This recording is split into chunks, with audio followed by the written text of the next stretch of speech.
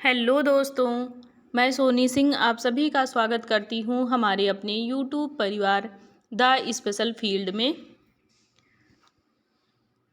जैसा कि आप सभी को ज्ञात है कि हम सब चाइल्ड डेवलपमेंट एंड लर्निंग का जो सब्जेक्ट है हमारा डीएड डिप्लोमा के ये फर्स्ट ईयर के सेकंड सेमेस्टर का फर्स्ट थ्योरी पेपर है, इसका हम अध्ययन कर रहे हैं। और अभी तक हम लोगों ने यूनिट फर्स्ट कंप्लीट कर लिया है अध्ययन करके।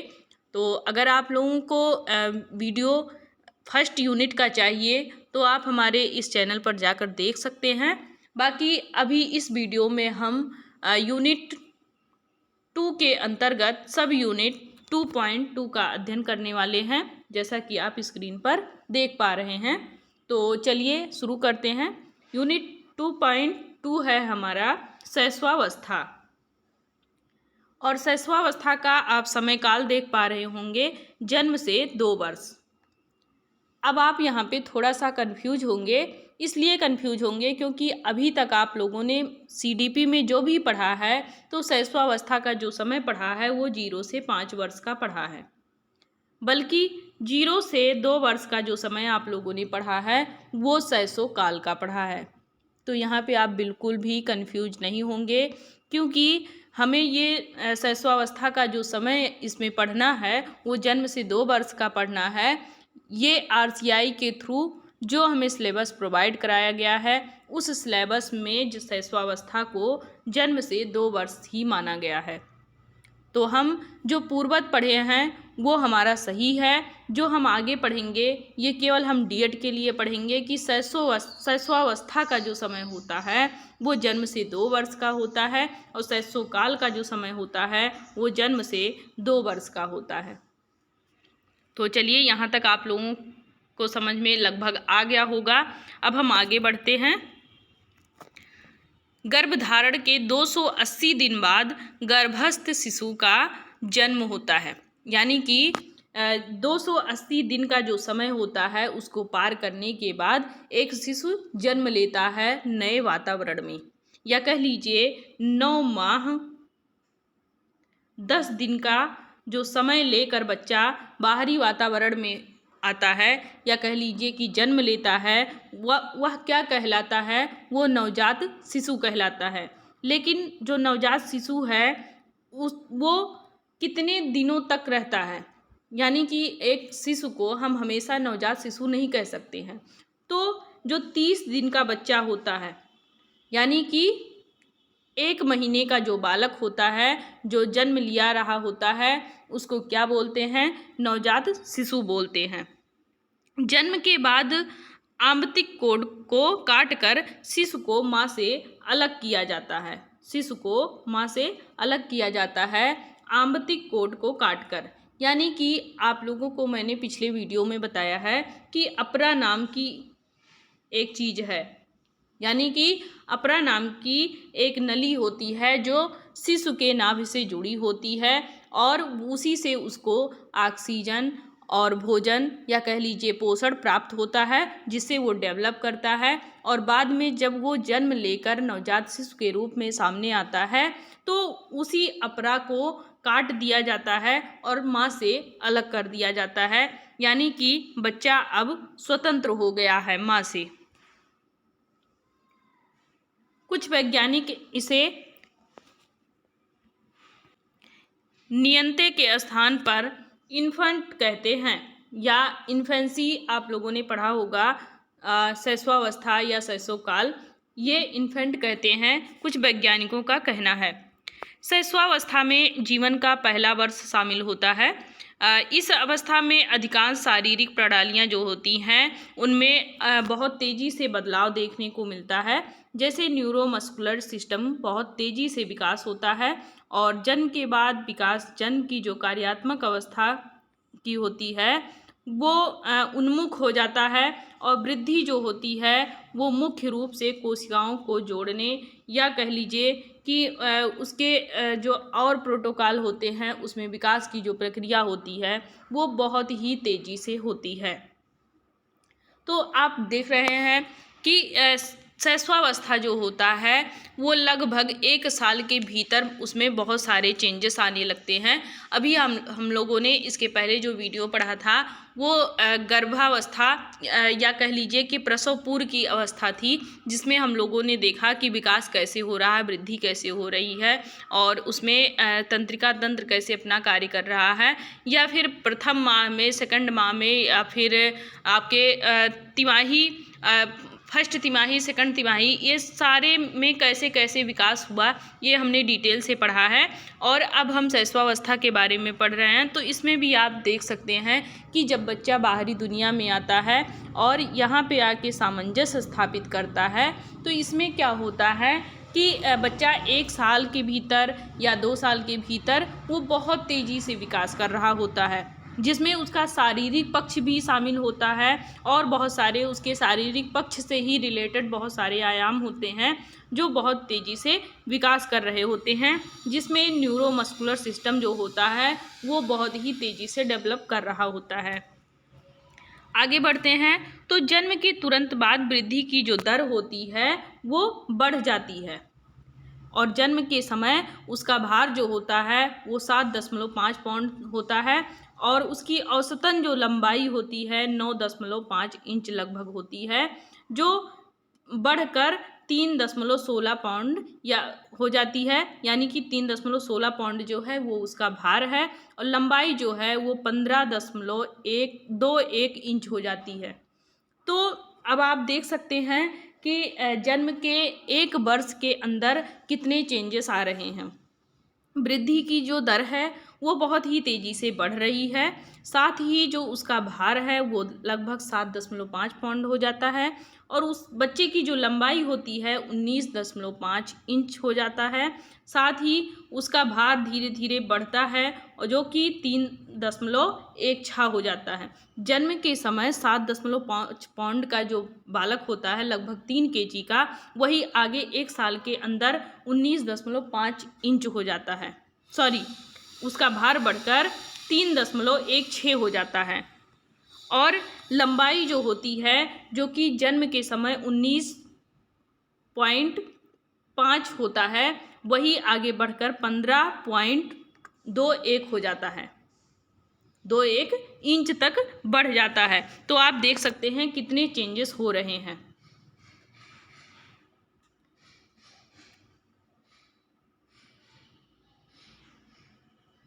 जन्म के समय लड़के लड़कियों की अपेक्षा अधिक लंबे होते हैं, यानी कि मैंने आप लोगों को पहले भी बताया है ऑनलाइन क्लासेस में कि जो शैशवावस्था होता है उसमें बालक बड़े होते हैं, बालिका छोटी होती है, जबकि बाल्यावस्था में बालिका बड़ी होती है, बालक छोटे होते हैं और किशोरावस्था में क्या होता है कि बालिका छोटी होती है और बालक बड़े होते हैं। अब हम अगर ट्रिक लगा लें इसको याद करने की, तो शैशवावस्था में आपके जो बालक होंगे वो बड़े होंगे और किशोरावस्था में बड़े होंगे। जैसे शादी विवाह के लिए जब देखा जाता है तो लड़का अक्सर बड़ा होता है, लड़की छोटी होती है।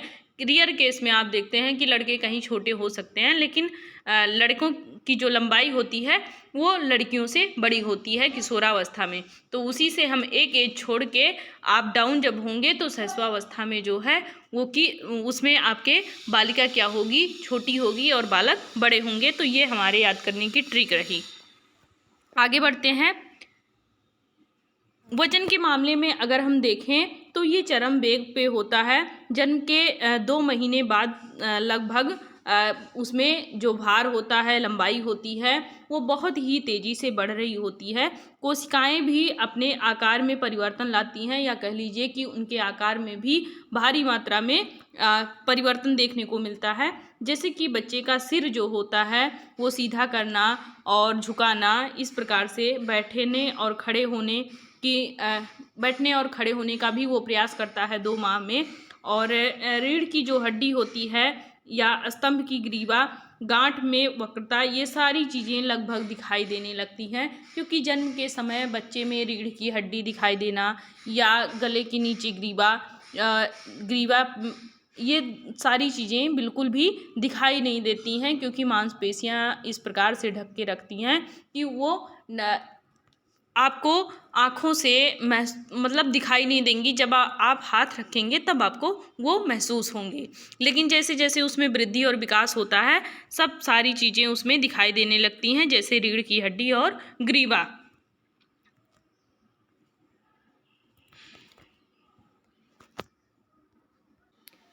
अब हम बात करें तो जन्म की लंबाई का जो 50% है और वजन का 200% से अधिक विकास जीवन के पहले और दूसरे वर्ष में लगभग हो जाता है।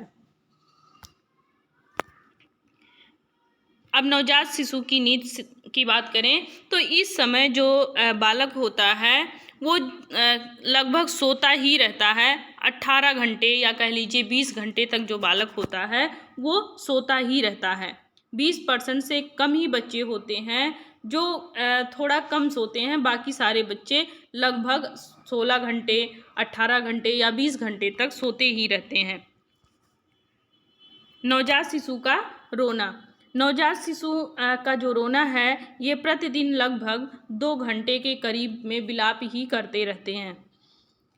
संवेदी और मोटर कौशल विकास यानी कि गामक विकास, लोकोमोटर डेवलपमेंट।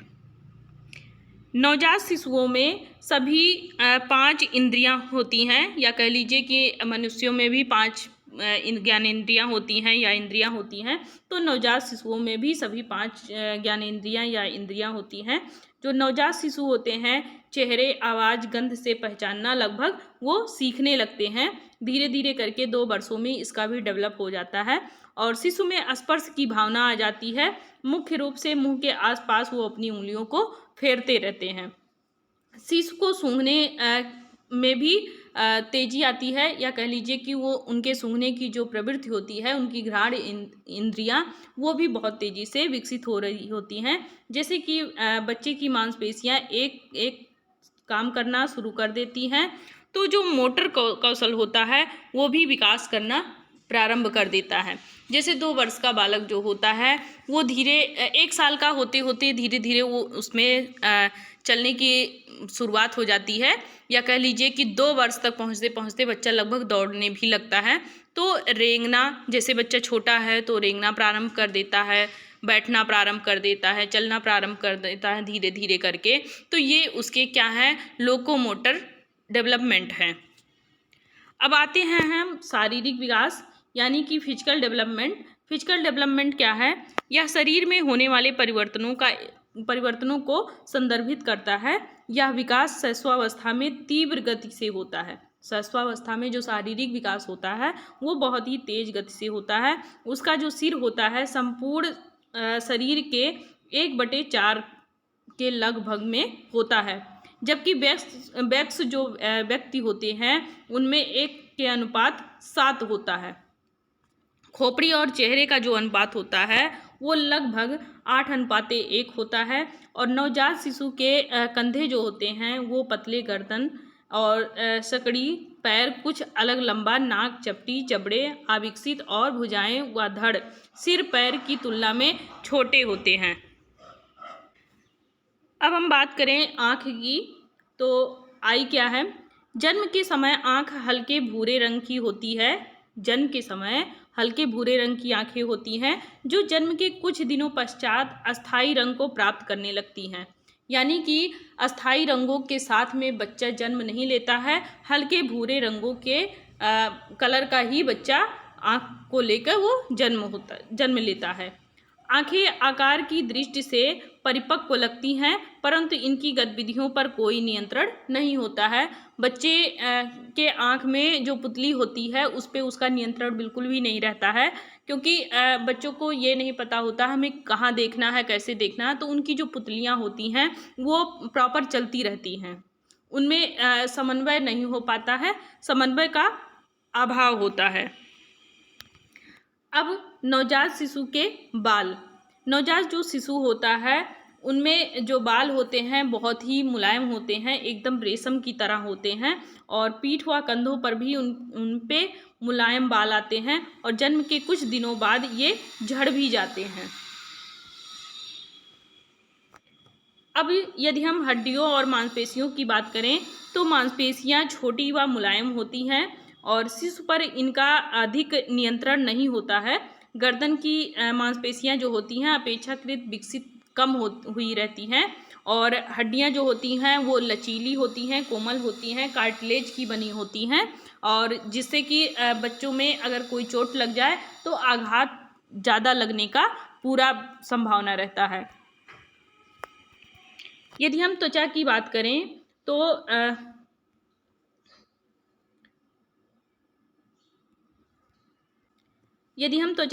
करें तो जन्म के समय से कुछ समय तक त्वचा हल्की गुलाबी होती है और जन्म के 15 दिन बाद वो अस्थायी रंगों को प्राप्त करने लगती है। यानी कि जब बच्चा जन्म लिया रहता है तो उसका जो कलर होता है वो हल्का गुलाबी होता है। बल्कि जन्म के समय दांत नहीं पाए जाते हैं। सामाजिक और भावात्मक विकास, सोशल और इमोशनल डेवलपमेंट, लगभग 2 महीने बाद शिशु मानवीय चेहरों के प्रति अपनी प्रतिक्रिया करने लगता है, जैसे कि उसमें हल्की मुस्कान प्रदर्शित होने लगती है। जब वे 4 महीने के होते हैं तब वे हंसी दिखाते हैं अपनी, यानी कि उनमें धीरे धीरे मुस्कान का डेवलप होता है और 6 महीने बाद उनमें क्रोध, दुख और आश्चर्य व्यक्त करने लगते हैं और 8 से 10 महीने के बाद वे सक्रिय रूप से अन्य लोगों के साथ भावनाओं में जानना चाहते हैं। उनके भावनाओं के बारे में वो जानना प्रारंभ कर देते हैं, या कह लीजिए कि कुछ उनमें भी जो मूल प्रवृत्तियां होती हैं उनका विकास हो जाता है और उनके विकास होने से वो सामने वाले के चेहरे पे क्या भाव आ रहे हैं उससे वो परिचित होने लगते हैं। बच्चों में अगर विश्वास, भय, आत्मविश्वास, प्रेम, दूसरों के प्रति स्नेह आदि सारे जो ये डेवलपमेंट होते हैं मूल प्रवृत्तियों के, ये शैशवावस्था से लेकर बाल्यावस्था तक लगभग उनमें विकसित कर दिया जाता है। अब हम बात करें संज्ञानात्मक विकास, इमोशनल डेवलपमेंट कैसे करेंगे। इमोशनल डेवलपमेंट की बात करें तो बालक जो होता है वो बड़बड़ाना प्रारंभ कर देता है और आदि आवाज़ें उसमें निकालना प्रारंभ कर देता है।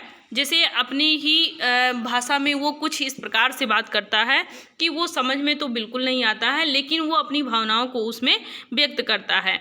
अपने हाथों पैरों का भी वो निरीक्षण करता है। धीरे धीरे जो कार्य होते हैं उनके प्रति वो सचेत होता है और बाहरी दुनिया के बीच में अपना संबंध स्थापित करने लगता है, या कह लीजिए बाहरी दुनिया में जो कार्य हो रहे हैं उसको देखकर वो सीखने भी लगता है।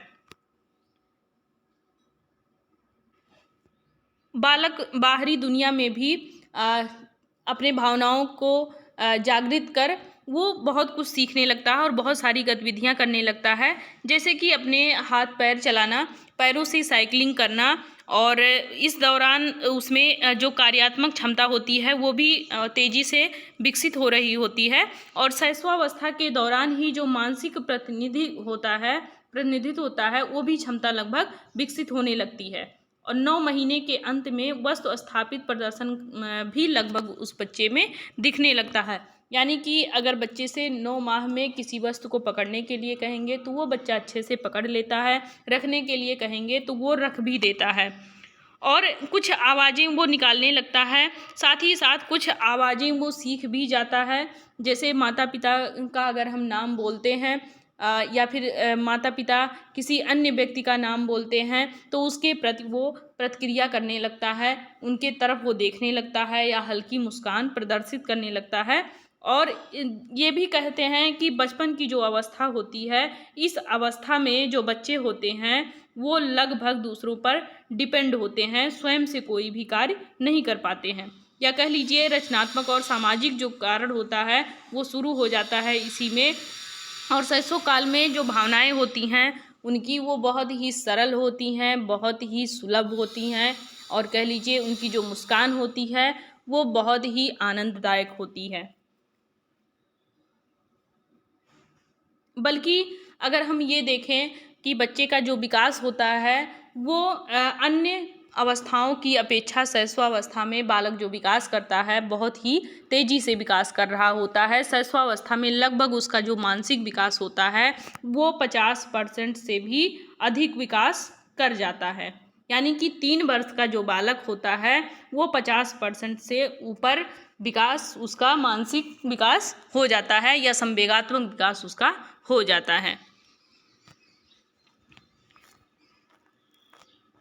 अब ये 2.3 आ गया हमारा, हमें 2.2 तक ही इस वीडियो में पढ़ना था, तो इस वीडियो में फ़िलहाल अभी के लिए यहीं तक।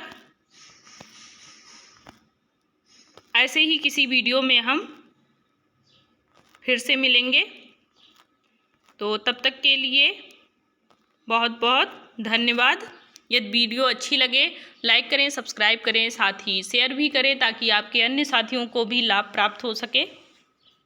Bye bye, take care.